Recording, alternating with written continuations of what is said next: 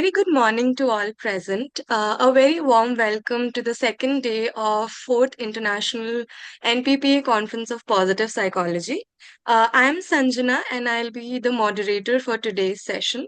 It is my extreme honor and pleasure to introduce our distinguished speaker, Professor John F. Helliwell. Professor Helliwell is a professor emeritus at the University of British Columbia and is affiliated with the Vancouver School of Economics. He also serves as a distinguished fellow of the Canadian Institute for Advanced Research. He is widely recognized for his pioneer contributions to the study of well being and happiness. His influential work includes books such as Well-Being for Public Policy and International Differences in Well-Being, as well as his long-standing role as the key editor of the World Happiness Report. In addition, he is the founding director of International Positive Psychology Association, further highlighting his impact in the field of positive psychology. We are truly honored to have him with us today. So, before we actually begin the keynote session, it is my extreme pleasure to introduce the chair for this session. We have Dr. Anandita Ghosh. Dr. Ghosh is an assistant professor of psychology at the Department of Liberal Arts at IIT Bhilai. Her research lies in the area of positive psychology and organizational behavior, with a special focus on flourishing and well being. She has worked on a range of impactful projects, including the studies on urban mobility under the Smart City Initiative and its influence on the quality of life, as well as the impacts assessment of rural education systems. Her current research explores positive relation and transgender mental health, along with an ongoing project on GI tagging.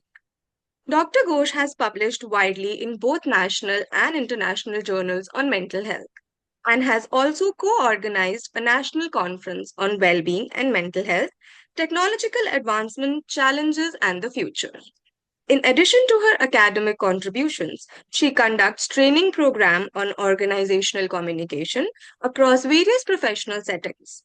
She is former fellow of the Indian Council of Medical Research and is currently a member of the Center of Culture, Language and Traditions at Indian Institution of Technology, Bhilai. We are honored to have her as the chair of the session. Now, I would like to forward the session to Dr. Ananta Ghosh to carry forward it. Over to you, ma'am.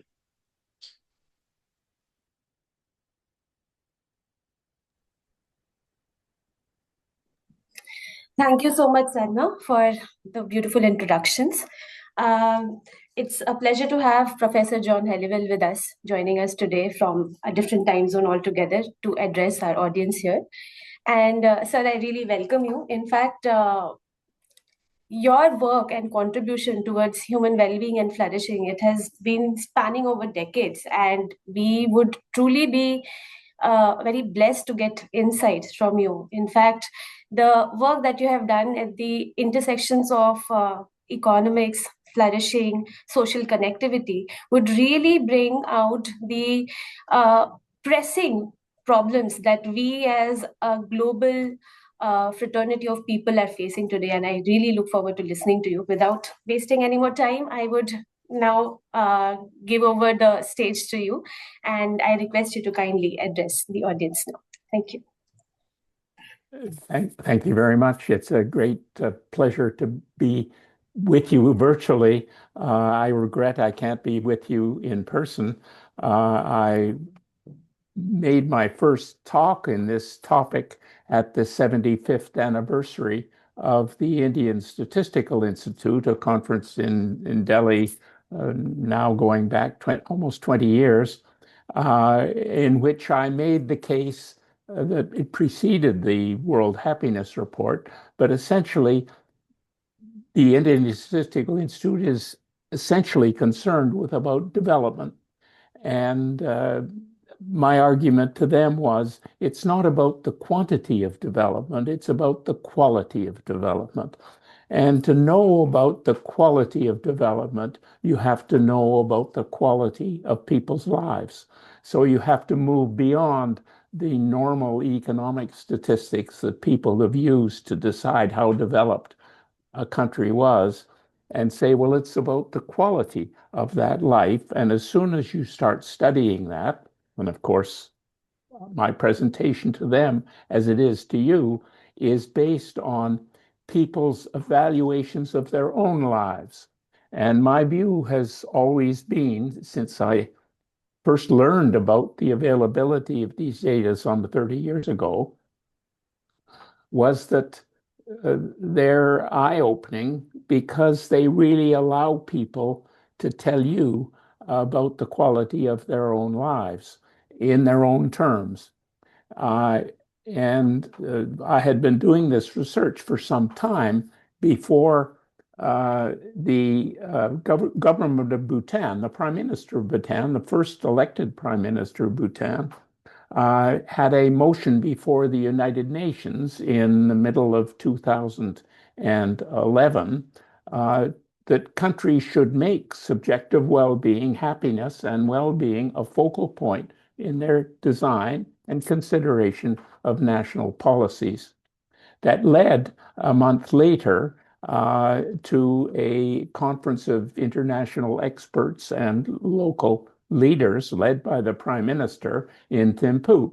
And in the course of that conference, after the end of that conference, in the Prime Minister's office were Jeffrey Sachs and Richard Laird and myself discussing on what preparations should be made for a high-level conference at the United Nations in April of 2012. And I think it was Jeffrey Sachs who said, we can't possibly have the next steps discussed of a move to convert people from thinking about purely economic indicators to thinking about the quality of life unless we have a scientific basis. What is known about what makes for good lives? What data are available for measuring the quality of people's lives? So he said we ought to put together a scientific report to support that meeting. And that's where the first World Happiness Report came out. It came out in April of 2012, precisely designed to report the science available at that time and using all the data we could assess. One of the meeting was also based on environmental sustainability, but it was quickly clear in the context of that meeting that the focus on happiness, subjective well-being with a positive twist, was what really was a game changer within the institution and elsewhere. So very, as unusually so, in United Nations meeting, the 1,000-person meeting room was overflowed and there was a second one in operation because this was something different. It was a different way of approaching the quality of life with the research component. The report was well enough received that we were invited, I guess, well, it was our own willingness to do it, to put out a second one a year and a half later and another one a year and a half after that. And at that time, by that time, there was a World Happiness Day on March 20th every year. And so it was decided at that time to produce a report on March 20th of every year. Every year since, we have had such a report. Each year, we focus on something different. For your audience, for you I'm speaking to now, whom some of you may be just getting into the field, you probably want to know what is the basis of what is most widely known about the report, which is the ranking of countries and reporting each year, and now over many years, what is happening to their assessments of the quality of their life. It's one key measure is what we use as a centerpiece. Following much of the early work in positive psychology by my research colleagues Ed Diener and Danny Kahneman, there's sort of a tripartite division of measures of subjective well-being. Centrally, some form of life evaluation, satisfaction with life, or the Cantrell ladder, which is used in the Gallup World Poll, or positive emotions and negative emotions. And Danny Kahneman initially was most struck by the value of looking at emotional balance, the amount by which positive emotions exceeded negative ones. In the subsequent decade, he, I think, gradually came to share the view of Richard Laird and myself that the central measure of well-being must be an overall umbrella measure of the quality of life. It isn't that emotions don't matter, it's that they feed through and support the quality of life. They typically vary much more on a short-term basis, and they're less responsive emotions to longer-term factors supporting life. So the primary emphasis in the report, and we have to admit that a lot of people come to the report as readers just to find out how their country is doing, and often by rank as much as are we happier now than we were 10 years ago. And it's pretty obvious if and when you read the report that that's not what it's about. So it's the rankings that may draw people in to listen to us, to discuss with us, to discuss with each other. But what really matters is they then start thinking about what is it that leads to happier lives, because that's when the learning starts. That's when the science becomes relevant to the choice of policies, which was, after all, what the United Nations resolution was all about. One of the things we learned right at the beginning of the report was things that are not normally taken into account when you look. I'm not ready for the first slides yet. Where we took account of usual, when we brought all the data together. And remember now, what we use as a basis for our analysis in the report, the fundamental umbrella measure of well-being, is the answers from roughly 1,000 people per year in each of up to 150 countries of a rather simple question developed by the psychologists Cantley in the early 1950s. Think of your life as a ladder, with the best possible life for you as a 10 and the worst possible life as a 0. Where do you rate your life these days or today? And the Gallup World Poll also asks, where do you think you'll be in 5 years, and where were you 5 years ago? Our analysis is based on what is life for you like right now. Over the years, we developed quite quickly, and in fact, in the second report, we developed at first 6 variables that were available either for the country as a whole or from the report itself, the respondents. 6 variables that explain roughly 75 to 80% of the difference across countries and over time in their national average values for this variable. And they include 2 traditional development indicators, GDP per capita and healthy life expectancy, those available from the World Health Organization and from national accounts in each country, brought together by what are called purchasing power parity exchange rates. In other words, these are real levels of economic income. And then we have 4 variables that are together more important than the traditional development variables. And they're not ideal measures, and we'll get on to some of the particular ways in which they can be improved, but they include in our regular report, do you have someone to count on in times of trouble? That turns out to be the most important of all of them. Another one is, what generous acts have you done in the last month? Or have you done generous acts in the last month? Another is, how do you perceive the level of corruption in your country, in business and in government? And we use the average of those 2. They're not perfect measures. They're just yes, no answers to those questions. And together they explain, as I say, about 75%. Am I missing one of the 6 variables here? Let's take them from the top. We have income per capita. We have healthy life expectancy.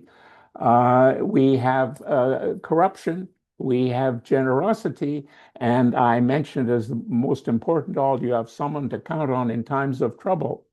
The sixth one, which we discovered only after a starting point, was a simple question. Do you feel a sense of freedom to make your key life decisions? And it turns out that was quite separate from the other measures, but very important.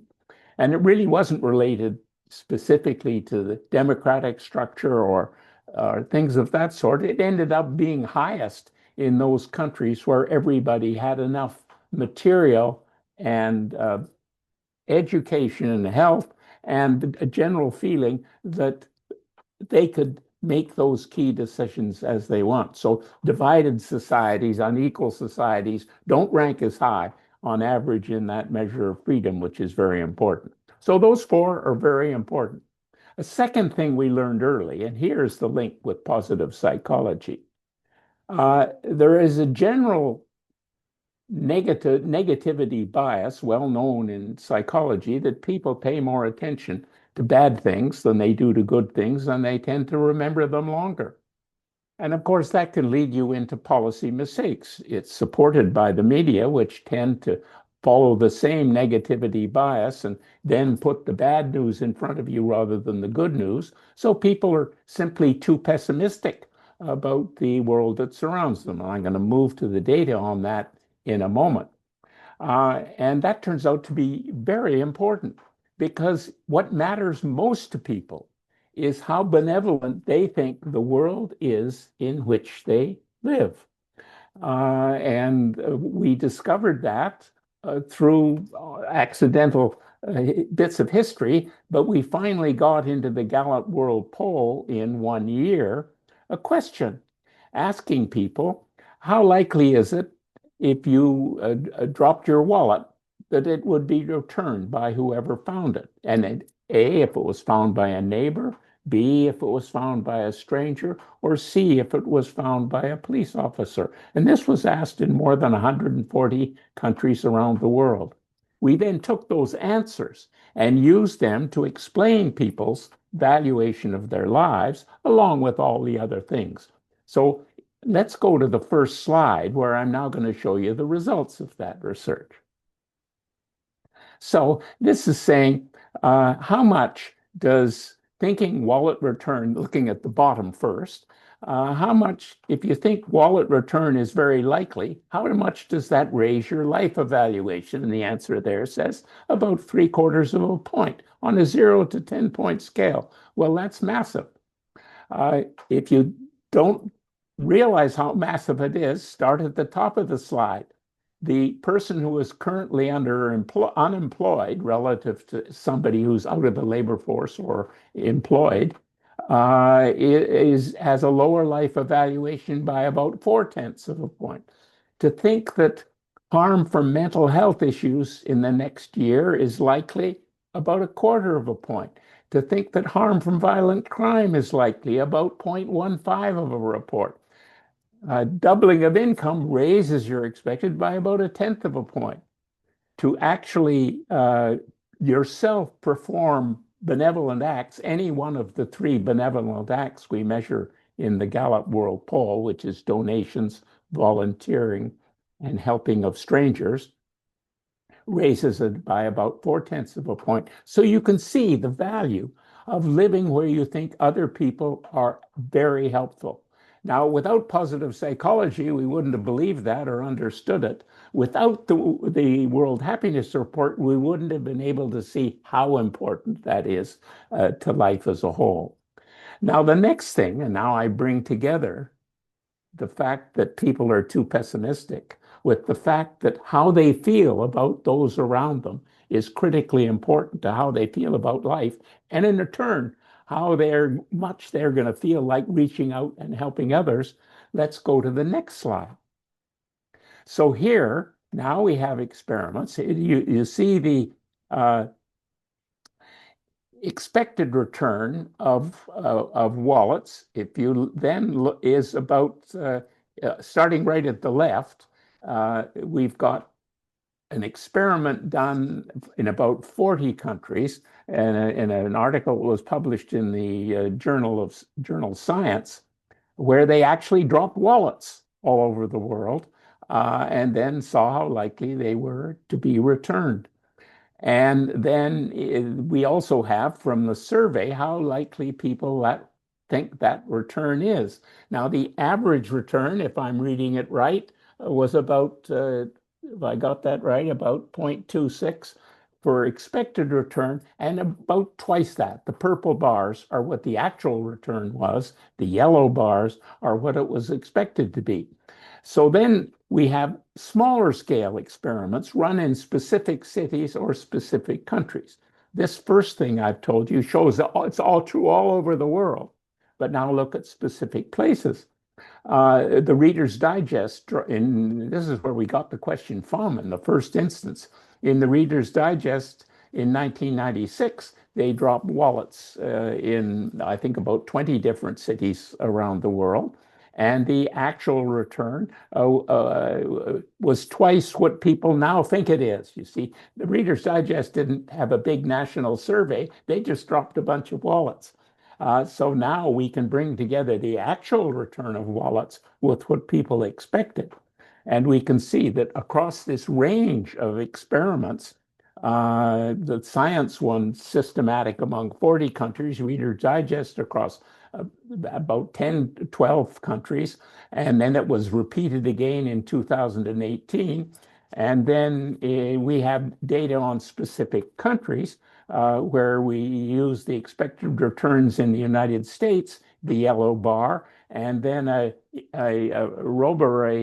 enterprising scientist with a big following on social media had recruited a team to drop wallets in 30 cities all over North America, and how many of them returned. And he had them in male washrooms, female washrooms, poor areas, rich areas, and he found that uniformly the return of actual wallets was twice that what people expected. Toronto Star, equally in Canada, dropped wallets in Toronto. We'd already by that time got the National Statistical Agency to include the wallet dropping question in a general social survey, so we knew exactly how likely wallet return was expected to be in those parts of Toronto where the wallets were actually dropped. And here the gap was even larger between the expected wallet return and the actual wallet return. Well, why have I spent so much time convincing you this? It's because essentially positive psychology is really needed, because people uniformly hear the negative, believe the negative, act as though the negative were true, and that stops them making the kind of social connections and the reaching out that in fact are required to produce better lives. Now I'm going to switch gears a bit and tell you what I guess most of you already know. On the next slide, you see what's happened to average. Now, each country is considered one observation here. So this would be the average across the world has gone slightly up since the first report. And the results in red are for India as a whole. We've had some attempts to split these out by region to see if this was very specific to regions. And broadly speaking, no, although you have to add a number of years together to get regional estimates, because there's only a few thousand at most, even in India, which gets a slightly larger sample by Gallup. It's not enough to really nail down the regional differences except decade by decade. And you see, for reasons we never quite understood, this was going down steadily up until 2019, and then has been rising unevenly because samples are only 1,000 each year, every year since. There's a bit of a jump in 2020. And there I ought to remind you that for 3/4 of the world, and it's about 80% of the world's population, these Gallup questionnaires, which ask many questions of people, including the ones I talked about before, and the central ladder that is used for the rankings, of about 1,000 people a year. And for 80% of the world's population, including India, That's done in face-to-face interviews. For about the rest of the world, which include most of the Western countries, it's done by telephone. So what happened in 2020 is that in India and elsewhere, it was shifted from face-to-face to telephone. And that led to this kind of temporary jump in India and in China, especially, where the two biggest countries where this change took place. There are technical issues about that, but I think you'll find that, and you notice that COVID itself, now, of course, we're not saying COVID made people happier here. There's a mode change that's producing that 2020 bump. But in countries as a whole, COVID did not make people less happy with their lives as a whole, despite the turmoil it was creating in people's lives. We discovered, trying to puzzle this out, how this could be, because we know how important face-to-face social connections are, and they were torn asunder in 2020. How could people still be happy? And the answer is they pivoted much more than you might have thought from face-to-face to Zoom, such as we have today. And they also, it was astonishing to see all over the world, there was an increase of about 20% in the helping of strangers. We say, how could that happen? And the answer is you couldn't be on your regular work day and your regular day, but people were outside and they were sensitive to other people being in need, and they were reaching out and helping strangers. That made them feel better about themselves. It made them feel better about life as a whole. It made them feel better about other people because they saw other people helping still other people. And they were now saying, well, maybe I was wrong to assume that my wallet wouldn't be returned. Maybe the society I live in is a kinder one than I thought it was, which is, of course, a wonderful response because that leads them to reach out and help others. Now, and the next slide, please. There was a chapter we invited for World Happiness Report 2024, and I recommend that you read it because this is too detailed to talk about in our limited time, is that this was among older adults in India. If you look at the bottom, you'll find if people were healthy and they were satisfied with their living arrangements and their health was reasonably good and they were free from discrimination, that actually the older among the older adults were happier than the less old. And that's interesting in a way because we find it in lots of countries. And it turns out that this negativity bias, as people get older, there's a tendency for it to be reversed, a positivity effect, whereby people learn that it makes more sense to learn from your mistakes and learn from the bad things, but to close those drawers and not remember them, while the good memories you cherish and bring out and use again. And of course, that makes you happier with the social relations you do have, and it makes you actually wiser, it turns out, in choosing who to deal with and how to connect with them. Okay, now let's go on to some of the content in this year's report. This year's report, we invited some key experts in the field of social media. And foremost among them, Jonathan Hayden and Zach Roush, who wrote a book on the anxious generation and have been behind the court cases in the United States and the legislation in Australia and proposals in Britain and Denmark and other places to ban that there's certain types of social media. So we have their chapter. Think of it as the case for the prosecution. We have chapters from various parts of the world about evidence, and I won't have time to take you all through it, and it's all there in the report, so please feel free to read it. We have the Middle East and North Africa in one chapter, and Latin America, dealt with in chapters 2 in some detail, and European differences as well. And then there was one chapter by Jean Twenge, who was a key opponent to, a key witness to the harm that social media have done, especially to adolescent girls in the United States. And the PISA survey, it's a program in international student assessment. Unfortunately, it doesn't run in India at the moment. And during this survey in 2022, the countries whose subjective well-being of the young had dropped most seriously, and they're huge drops, and they're Canada, the United States, Australia, and New Zealand.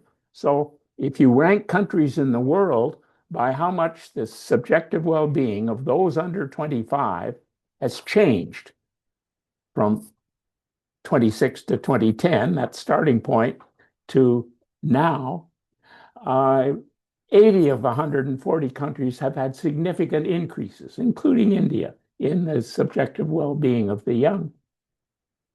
40 countries have had significant declines. Well, if you rank the 136 countries by the change, positive for many, negative for some, the 4 countries I just mentioned, all Anglophone countries mainly, and they rank at between 122 and 133 out of 136. So these are huge drops.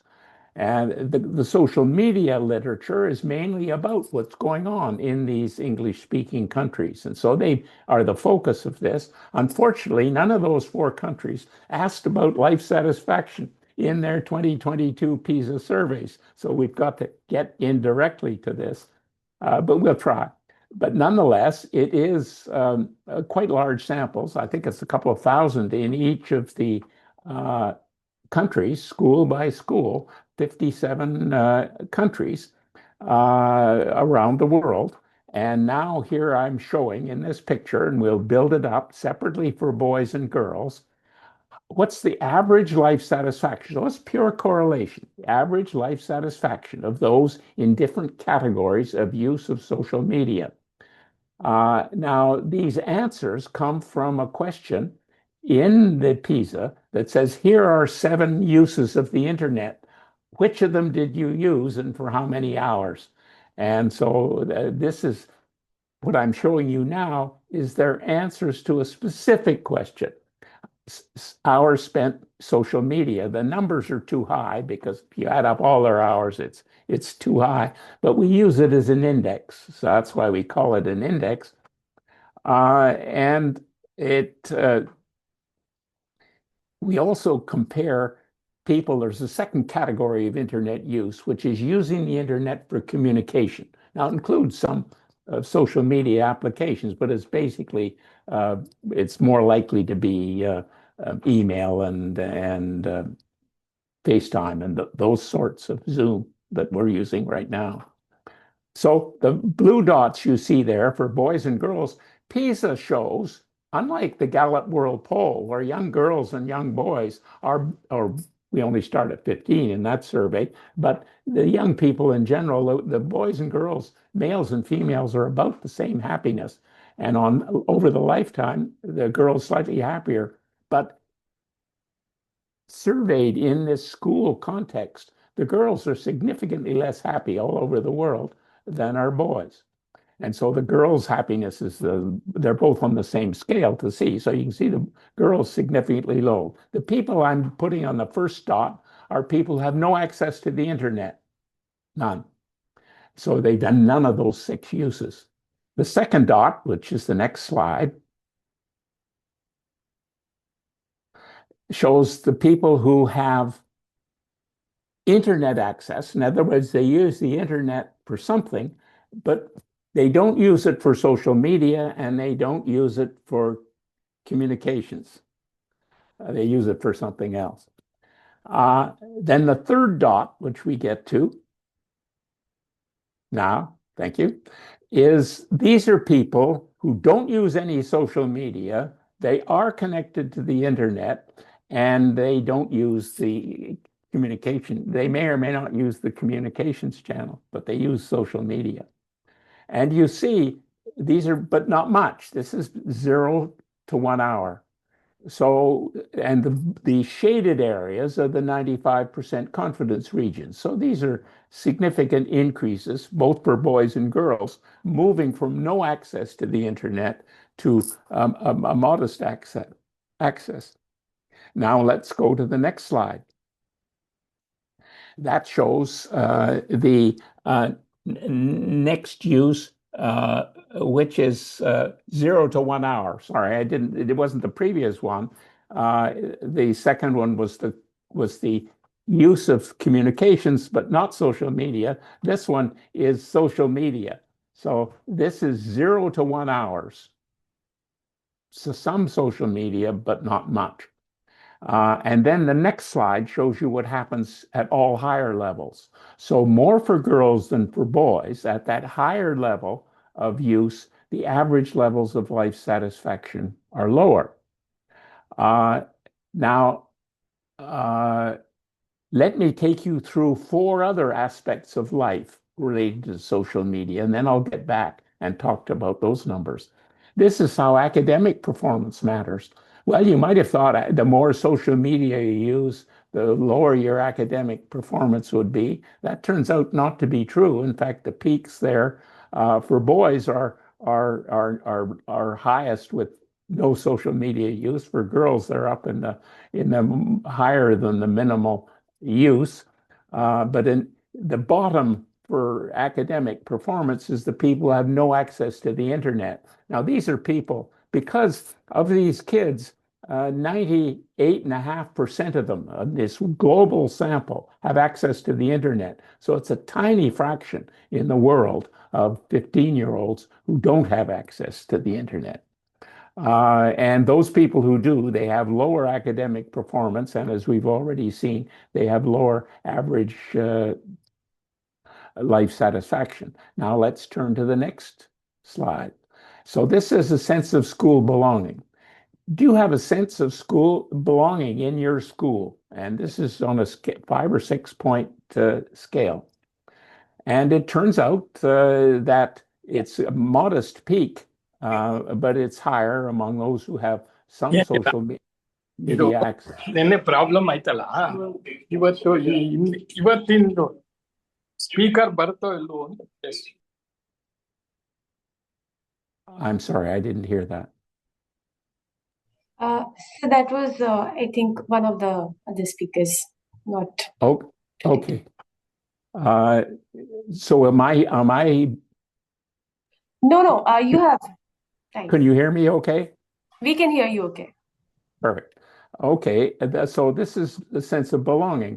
And now let's go to the next slide. So this is school attendance. This is an interesting one. It turns out that among those who have no access to the internet, school attendance is low. Once you have access to the internet, school attendance is better the less you use of social media or anything else. So the peak for that is being out of that often multiply disadvantaged people who have no access to the internet. But beyond that time, your internet time is coming out of your school attendance, but it's not a dramatic effect.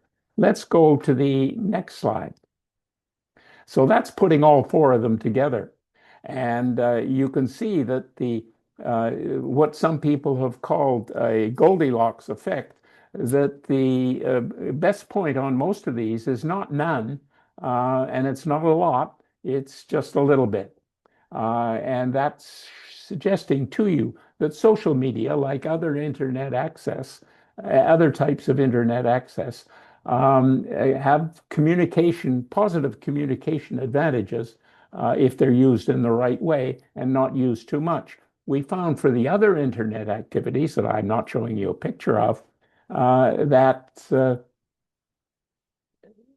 there's also a decline with high levels of use. So for internet use generally, just as it is for social media use, too much is too much. But zero is not the best looking across the world in most countries. Okay. Now, let's go to the next one. This is now gets tiny bit more technical, but I hope not less interesting. I mentioned a sense of school belonging. Well, one of the things we know about through positive psychology and lots of our own research is how important it is to have a sense of belonging in the community in which you live. Now, the PISA survey asks, what is your sense of belonging in your school community? And it turns out that's very important.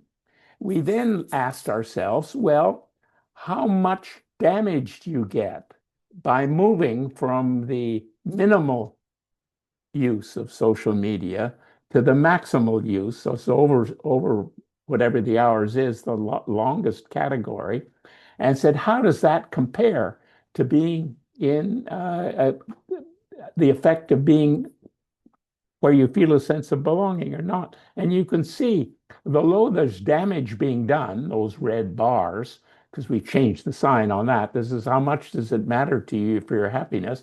It's several times, I don't know what the average varies depending on whether it's boys or girls, from about 4 to 7 times more important to be in a school belonging than reducing your social media from the maximum effect to the next one. Well, these are just both of them in the same equation, but using ordinary least squares. Now, this gets even more technical. So everybody knows, or not everybody knows, you could imagine that too much social media is bad for people for all the reasons you read about and know about from our own families. But it's also true that unhappy people turn often to social media. And a lot of people who are unhappy for some other reason then become heavy users of social media. So that risks our estimates being too high for the loss you get from more social media. Also, there's a kind of fear of moving out, losing out effect, that if other people are using it and you're not, you're feeling worse off. So there can be some genuine community effects and then your own. Well, and people said, well, school belonging, the people who are going to say, already happy are going to say they belong in school because they're positive people and they think everything is going well. So we want to get rid of that effect on both, for both social media and school belonging. Fortunately, the PISA data can do that for us because we know what everybody else in their class is answering to the same question. So instead of using my feeling of belonging, I say, well, let's use the feeling of belonging of all the other students in the class. And that obviously is not dependent on my personality. So we've broken that link that makes correlational evidence suspect. And for social media, the same thing. We're using other people's reports of their social media as an instrument. It's called instrumental variables regression for my own use. So we're combining two things. We're offsetting that simultaneous equations bias, and we're also getting community effects in at the same time.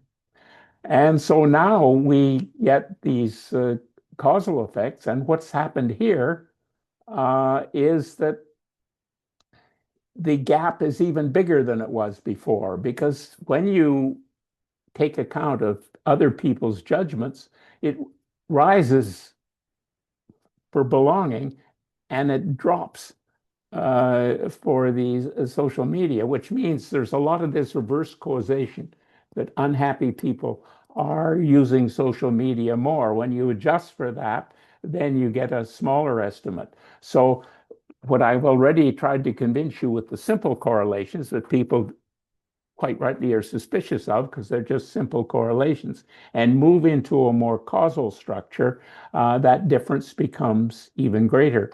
And now the next slide will tell you that for schools. And, oh, not yet. That's it. And that's not bad because we're leaving 15 minutes for discussion, and I'm right at my last slide. This is doing precisely the same thing for schools. Now, if we use schools, we've already built in these community level effects. And here we're now moving, as we did in the last slide, we're asking what is the change if you move from being at the 10th percentile to the 90th percentile. So this is improvements. What do you get if you move from 10% school belonging, the 10th percentile of the school belonging distribution, looking across all these thousands of schools, and to the 90th percent. And what do you gain from moving from the 90th percentile of social media use down to the 10th percentile? And what you gain is the red bar from the social media moderation, and what you gain from the belonging is the blue bar. The purpose of that is to bring us back to the intersection between the World Happiness Report and positive psychology, because this is what positive psychology has taught so many of us who have worked in the field, that it's this sense of being in something together and a feeling of belonging that's so vitally important, that when people focus on things going wrong and repairing wrongs by closing doors rather than opening them, they in fact are damaging the possibilities for better lives. So it's taking that positive view and building the positives, like a sense of belonging, is more important than policing the negatives. And I think my timing is just right to turn it over to ask for questions, please.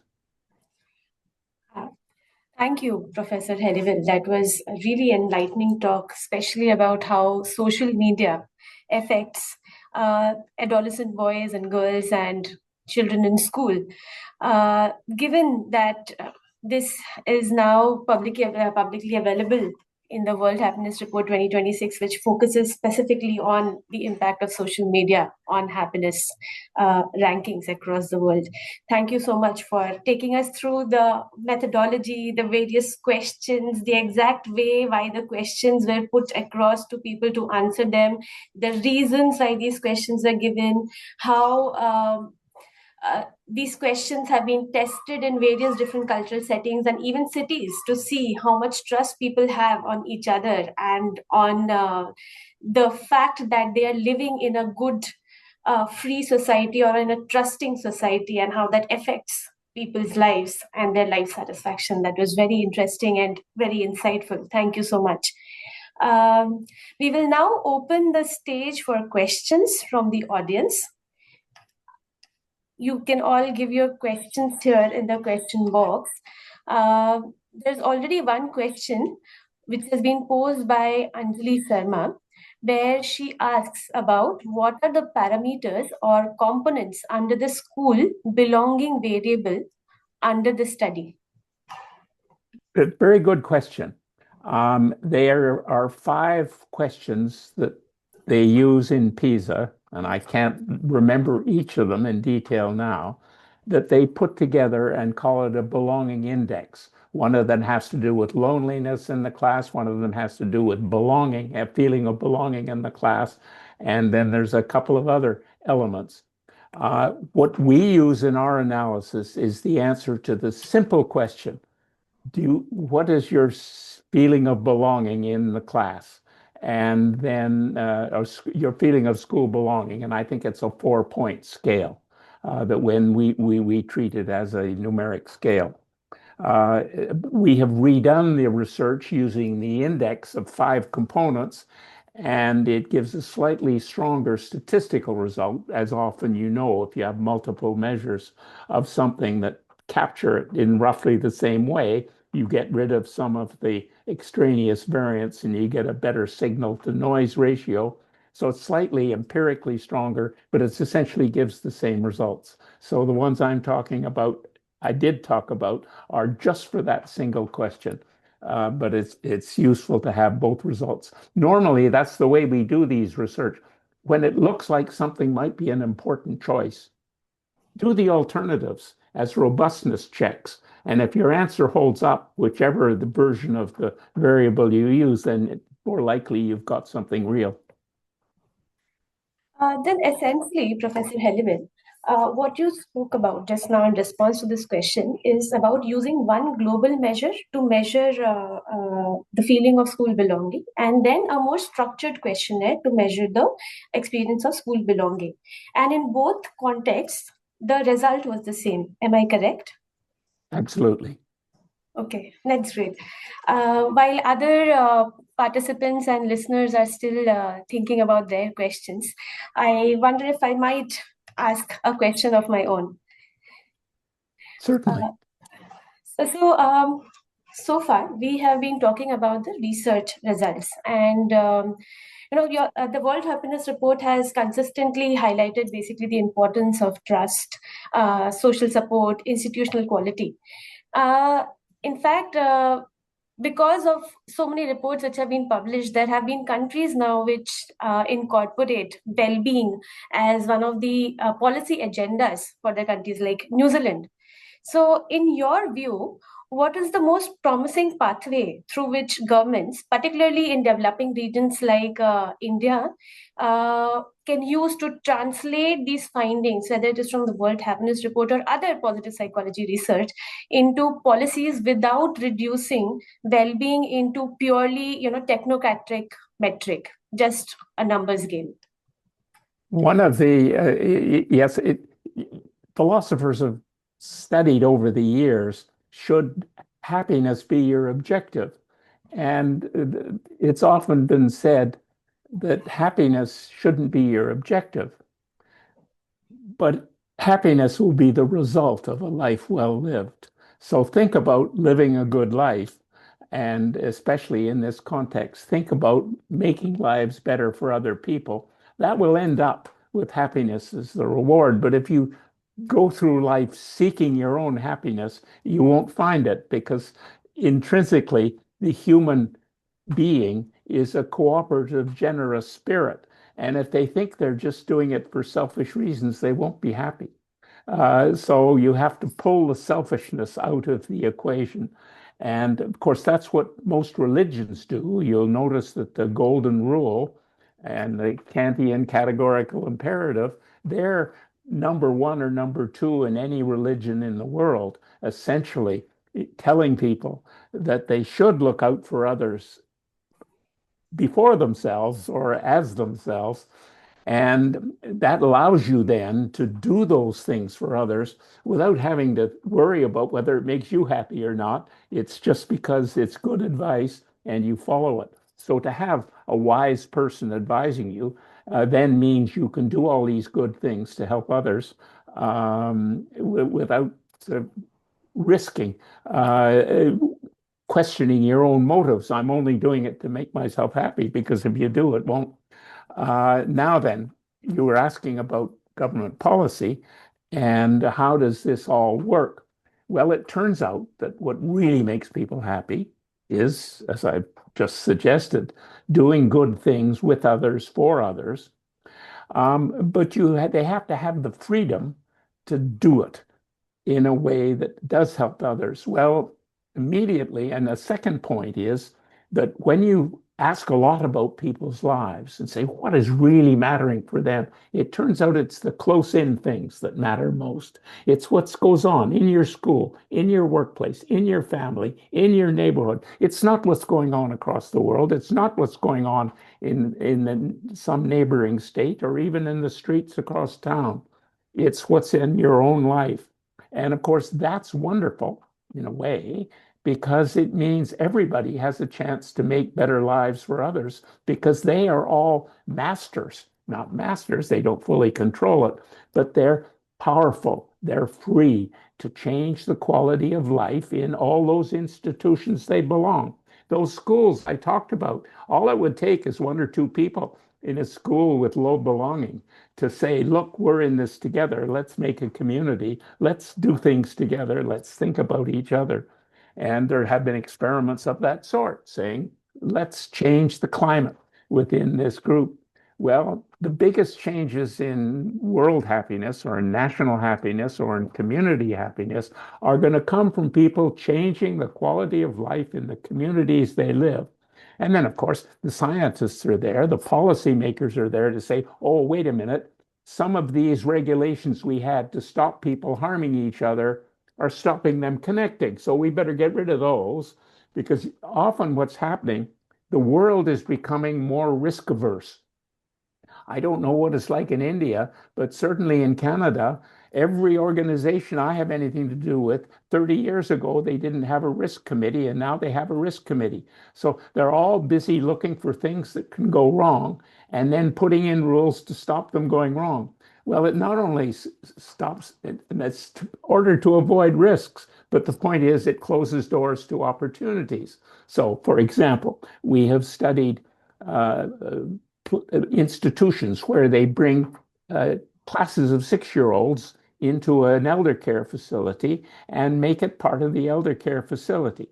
It turns out we've studied them in some detail with teams of many psychologists. The kids think it's wonderful, their parents think it's wonderful, the elders think it's wonderful, the caregivers think it's wonderful, the staff in the organization think it's wonderful. And it's wonderful, but why isn't everyone doing it? Well, the answer is the school authorities are afraid something will happen to the children. The elder care people are afraid something will happen to the elder cares. They'll fall over the children there, or et cetera, et cetera. You could imagine the kinds of reasons. So we then lock the children inside the schools and we lock the elders inside their facilities, and they're denied the chance to enliven each other's lives. And so we lose that teaching, we lose that connection, we lose that happiness, all in the purpose of making people safer. But a lot of this risk aversion is really stopping us from the connections. We want to open doors to more connected societies, not close them. Well, as you can imagine, prejudice of any kind, whether it's caste prejudice or racial prejudice or income prejudice, you name it, are bad because they stop doors being opened. You want to create a larger vision. And of course, that starts out very locally, and any of us can do it. I mean, I've learned enough in my 30 years and from watching my wife in operation that each of us can make important strides in this direction, starting right away. And then the governments then should be asking, we should be asking our governments to make it easy for us to do that and do their share, because on balance, they have not yet. They're still making rules, not opening doors. Thank you, Professor Helliwell, for such an insightful answer. There are other questions which participants have listed over here, but I would want to ask the moderator if we have time to go through them.